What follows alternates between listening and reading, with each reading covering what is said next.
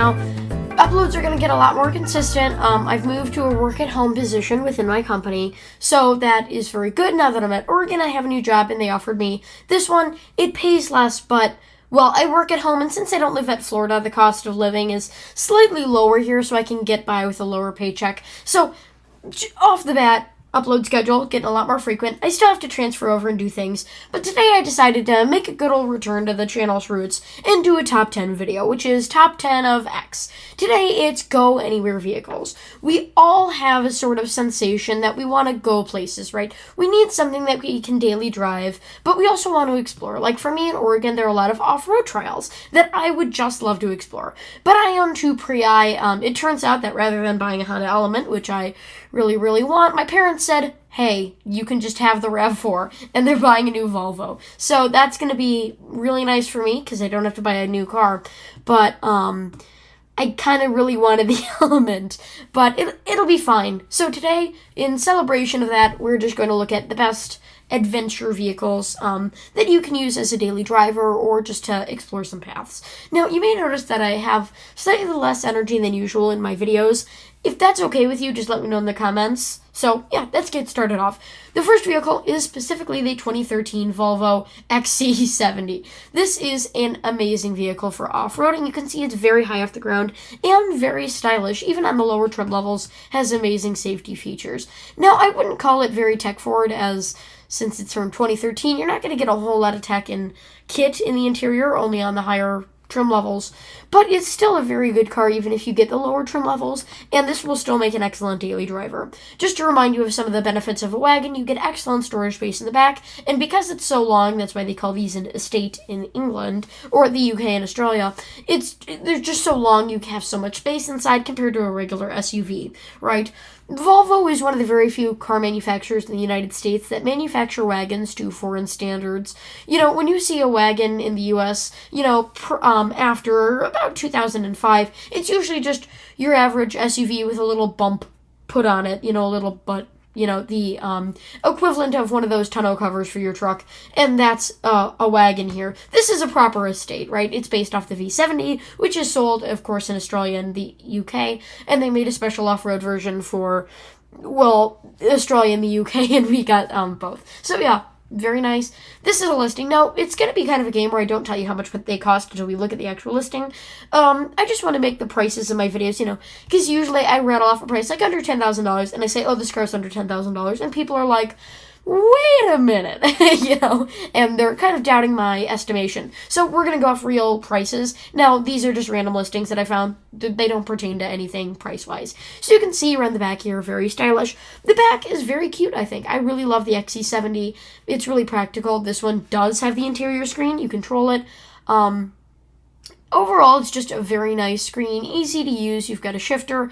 These screens are really fantastic for seeing in bright conditions. It's a very simple gauge cluster. You've got your steering wheel, very sturdy, very easy to steer, and a very luxurious, nice interior. It's got very nice wood accents, amazing rear passenger legroom, and also, since it's a Volvo, it can take quite a beating. You can also see that you could probably hold maybe 4 dog carriers in the back of there if you ever need to. So it's got a ton of storage space, a ton of legroom in the interior, and rear heated seats, which is especially nice from a vehicle of this age. Now, this car is $15,000. So that's more on the more expensive side of things. Think about what you're getting compared to the average cheaper vehicle. Now, there will be cheaper vehicles on this list. This is one of the highest ones. I think it is the highest. But this is more of a luxury off-roader, right? So let's say you want something newer, right? Because there are a lot of older vehicles on this list. You want something newer, but for it to be newer, you need to compromise on the brand. It can't be luxurious, right? So what are you going to go for? A Volkswagen, the Volkswagen Golf All-Track. Now, this doesn't offer the same usefulness as the XC70 for 2 major reasons. First of all, the shape. The XC70 is shaped like this. Its unfortunate shape is, well, some people would call it unfortunate. Its shape is absolutely on purpose. You see, it's very rounded like a jelly bean in the front and rear so that it has good approach and decline angles. About as good as you can get from a wagon. The VW Golf is very, very long and very, very flat at the back and front, and is also closer to the ground, which is definitely going to be an issue if you intend on off-roading. Don't get me wrong, this will definitely make it up. It's got all-wheel drive. This will definitely make it up a trail. I'm not saying it won't. It's just less advanced. Now this is a 2017. They were made up until 2020. You can see very, very nice. The back, it's your standard Volkswagen, wagon. Now, don't get me wrong, there will be non-wagons on this list. I'm just in kind of a wagony mood, so I decided to include it in this video here. Again, very nice interior, very nice trunk space. One thing I don't think you'll like is these seats. Volkswagen, because I sat in the Volkswagen the other day. It was a Passat from, we were test driving, and essentially a lot of my friends, I've said this before, have kept their high school cars. They're all falling apart. They have no idea what car to buy, so they just stuck with the same thing, throwing parts into it. And I'm all for that, but eventually you need a new vehicle. And my friend was test driving, against my own advice, a 2016 Volkswagen Passat, and it had these same seats with the indentations. They're not comfortable. They're a little bit stiff for my liking, but they're not awful. Like, they're usable. The interior, you have a nice touchscreen. Everything fits together really well. Yeah, just a very nice vehicle. Great for daily driving. Great on gas. Well, decent on gas. And it's got heated seats in the front. It's also got a weird start engine stop thing in the gauge cluster rather than on your steering wheel, because Volkswagen's different like that. And then we can also see the price is $12,000. So this is actually cheaper than the Volvo, just because it's a cheaper brand. You know, the Volvo, it's more expensive. This Volkswagen, cheaper. So the next car on this list is the Volkswagen Pilot, of course. The Honda Pilot, one of the most reliable vehicles ever. Now, on this channel, you will never see the second generation Honda Pilot given a lot of love, just because I've never really appreciated it for truly what it is. I always thought that the first generation looked better, and I personally grew up with the first generation, as, used cars kind of filter their way into Oregon the way things work out. And the first time I saw one of these, I'm like, like the other ones were very bony and very off-roady. These were still high off the ground. They were just boxy. But over time, I've learned to appreciate them more and more for their rigidity. The interior is hideous. There's some hills that I'll die on and some hills that I'll give up on. This being one of the ugliest interiors Honda's ever made. Ooh, nice Alame. I'm sticking to my guns there. I mean, just, come on. Just look at it. I mean, that and the blue and the screen and the all of that, and then the chunk. I don't really like the interior, but other than that, these have been known to be really great off-roaders. Just, you need an off-road vehicle? Buy a Pilot from 14 years ago. So, very nice. This one's maroon, so very fancy. Actually, my teacher in, was it high school yet, or 6th grade? Anyway, he had one of these, and it was very cool because I got to ride in it. Not intentionally. This was back when that wasn't creepy. Yeah, very nice car, very interesting. This was like 2010, I think. No. I'm not going through my recollection of what year this was. Yeah, very nice vehicle, very cool. It was very new for the time period. Anyway, the next car on this list is specifically the 2008 Toyota 4Runner. Now, why would the 4Runner be on this list, right? We're looking for underrated and cheaper alternatives. The 4Runner, overall, is a very, properly rated vehicle. It's extremely capable, and yet it is appreciated and priced as such. But this generation. So, there are some cars where you can get decent discounts on them just because it's a bad generation. I don't mean a bad generation, I just mean, well, different. This one was very bubbly and boxy, as goes the thousands styling of the time. Now, this was between 2003 and 2010. I don't remember the specific generation number. These are great for the rigidity. They're a 4Runner, and boy, does that touchscreen reek sadness. I love how it's even got a little screen over there. The kids nowadays can't even buy like any new car. Every single one has a screen, so that's refreshing to see. These are very, very nice. They're very chill. So if you're just looking for a go-anywhere car, these are very, very nice. Sorry, I feel like I'm very laid back compared to usual. I don't know. I've had a very long day. $12,000, great car. So I don't know. I'm also still sick, which is draining the literal life out of me. I hate being sick. The next car on this list is the Honda Element. Now, I've talked about the Element, and I'm going to get a little bit more specific here. I really like the Honda Element with the black plastic cladding.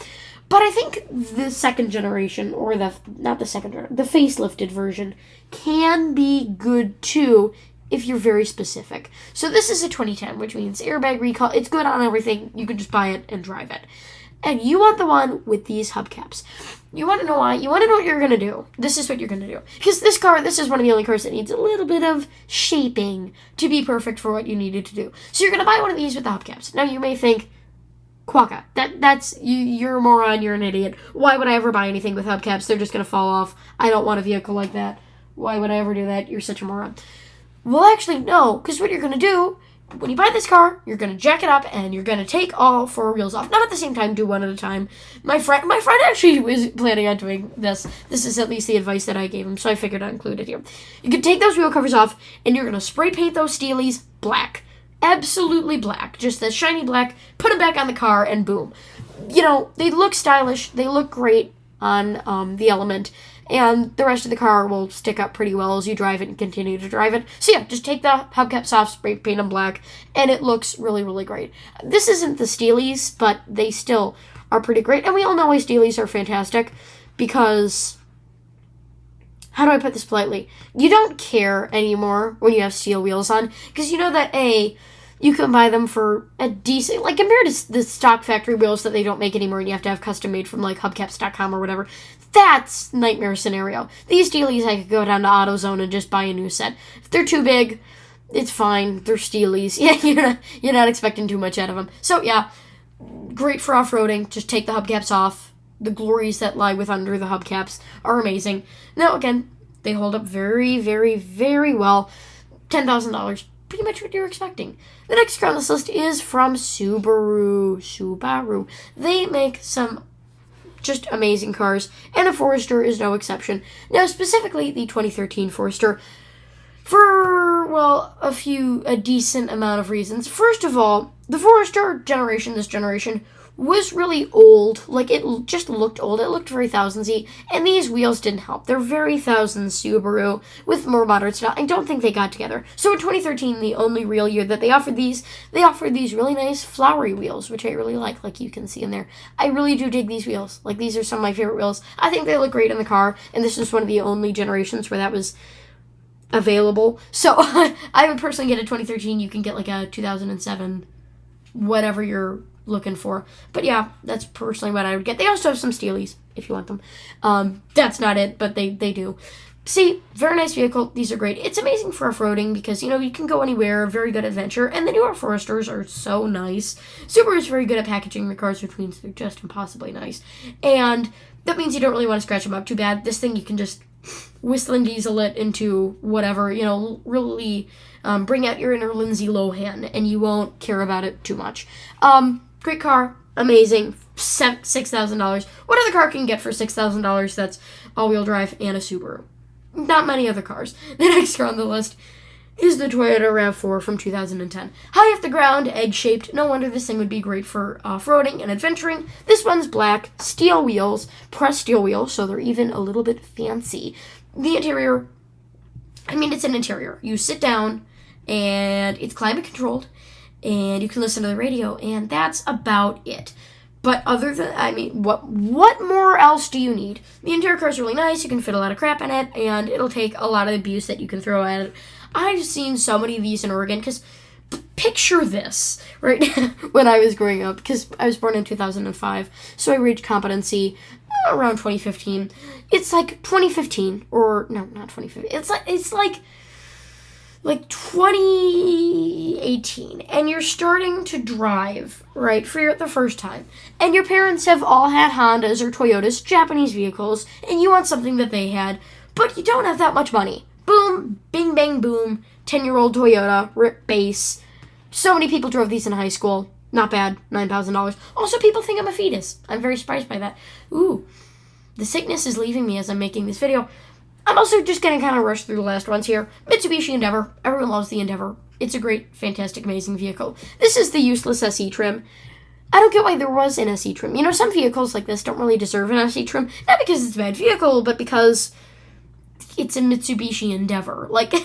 Is the Sport Edition really helping you all that much? Also, thousands tech. This is actually a 2010, but still, it just screams thousands. These are truly amazing for off-roading, very rounded. $9,000, about what you'd expect. Highlander. Highlander. If you're looking for any car, I'm sure the Highlander could do it for you. It comes in a hybrid, so you can get decent enough gas mileage. It has 3 rows, so it can carry a family. It also has 3 rows, so it can carry one person if you only need to carry one, and it can do whatever you need it to do. Now, this is a base model, which means it'll be great for off-roading. You can see that the entire interior, everything on this thing is very, very clean, very egg-shaped, very nice. Now, this is the base model, so Toyota has to make you feel a little bit bad. So you get these black inserts rather than the silver that you would get with a stock standard car. You get a clock and a screen. So they had some combinations here. You could get a touchscreen and a clock. You could get a screen and a regular radio. Or you could get a radio and a standard clock. And that was the shittiest combination. So you have the shittiest combination if you buy this car. You also don't get heated seats, which will be mounted there, but you get some more storage space. Like, when I grew up in a base model 2000, I'm yapping too much. I grew up in a base model 2007 Honda Odyssey, and, like, it had so many storage space, so many. And then when I grew up, I was like, oh, like 4 of those could have been replaced by like a navigation package, a DVD thing, and then screens. And I loved it. You know, I wouldn't give my little thing, you know, where we'd keep like the handicap pass. We're not taking that out, you know, when my parents got older. We're not getting rid of that. Because it was one of the only places that they could reach it, because it was high up. For a stupid DVD player that I'm sure we would have never used. The way my family abuses our cars, not intentionally, but because they're actually used. This is why we would never buy an EV, because our cars do real things that transmit real people, not AI. I'm joking here, obviously satire. It would just get abused. I'm sure the screens would snap, don't need it. Speaking of Honda, 2006 CR-V, this is kind of like my top 10 list. This isn't like the end of the year or anything, but figured out, rounded up. Lovely car, again, amazing wheels, looks very stylish, plastic bumper, ramming things. You can do the big ram with these, and like I said, these are great. The thing is, I didn't see a lot of these in Oregon. I don't know why, because the Toyotas were very popular. These, not so much. There was one girl in high school that had one of these, and I remember her distinctly hitting a deer. I think it was freshman year, and she was a sophomore, and she hit a deer, and I remember her car showed up the next day looking just fine. Like, what happened? She's like, oh yeah, the front of it's just plastic, so we just, like, I think it was at the dealership or something, and they just bought a new plastic bumper and just put it on themselves. And it was fine. Sure, there was headlight and taillight damage, but for hitting a deer are, if you don't know, they are huge. If you hit a deer, that's the end. Straight into the end. No. They just replaced the plastic bumper and later did some attention to the headlights and radiator, and other than that, it was fine. And yeah, very great. You can see tan. It's tan. Did I mention that it's tan? That's pretty much the most interesting thing about these. Pretty decent, normal car. You've also got this really weird thing here. I never really got it. It was always very weird. This is your parking brake, I believe. No, someone in my family had one of these. 2 people. Anyway, I am in such like a Joe Biden rambling mood today. So yeah, parking brake, very weird, very not in the correct spot, but hey, not that bad. So with that, thank you for watching. Don't forget to comment, like, and subscribe. And I don't know why I'm so